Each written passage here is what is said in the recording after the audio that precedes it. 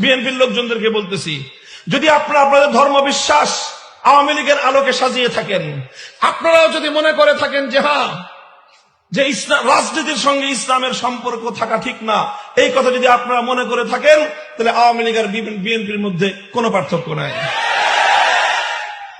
আওয়ামী লীগ তাদের অবস্থান পরিবর্তন পরিষ্কার করে দিয়েছে যে তারা ধর্মনিরপেক্ষ। বিএনপি আমাদেরকে বলবো, যদি আপনারা আপনাদের অবস্থান পরিষ্কার করার মতো সাহস রাখেন তো বলেন যে না, রাজনীতির সঙ্গে ইসলামের কোনো সম্পর্ক নাই, রাষ্ট্রের সঙ্গে ইসলামের সম্পর্ক থাকতে পারবে না। এই কথা যেদিন বলবেন সেদিনও আপনাদের ব্যাপারে আমাদের একই বক্তব্য হবে, আওয়ামী লীগের ব্যাপারে আমাদের যে বক্তব্য। গোটা আওয়ামী লীগটাই তো এই অবস্থা।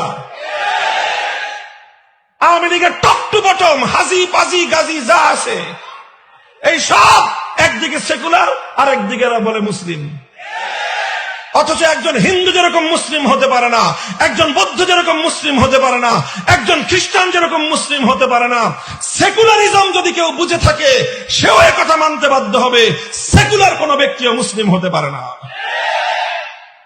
তাহলে বলবেন, তাহলে আওয়ামী লীগের লোকজন যে সেকুলার আবার মুসলিম হয়েছে। আমি বলবো, সেকুলার হয়ে যে তারা নিজেদেরকে মুসলিম বলে, এর দুইটার যে কোনো একটা কারণ হতে পারে। হয় তারা আসলে ইসলামের সঙ্গে তামাশা করে, তারা আসলে অমুসলিম বেঈমান, কিন্তু তারা মুসলমানের রূপ ধারণ করে ধোঁকাবাজি করে। আর না হয় এর চেয়ে হালকা কথা যেটা সেটা বলতে হবে, এরা সব গণ্ড মূর্খের দল। এরা বুঝে না যে ধর্মনিরপেক্ষ হলে মুসলিম থাকা যায় না, এই কথাটা তারা বুঝে না।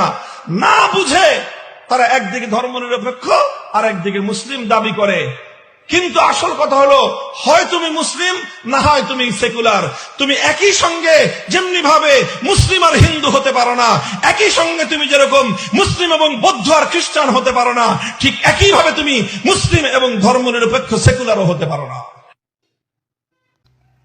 শাইখুল হাদিস আল্লামা মামুনুল হক সাহেব বিএনপিকে দারুণ কথা বলেছেন, অসাধারণ কথা বলেছেন। এই আলোচনাটা শুনে আমি মুগ্ধ হয়ে গিয়েছি।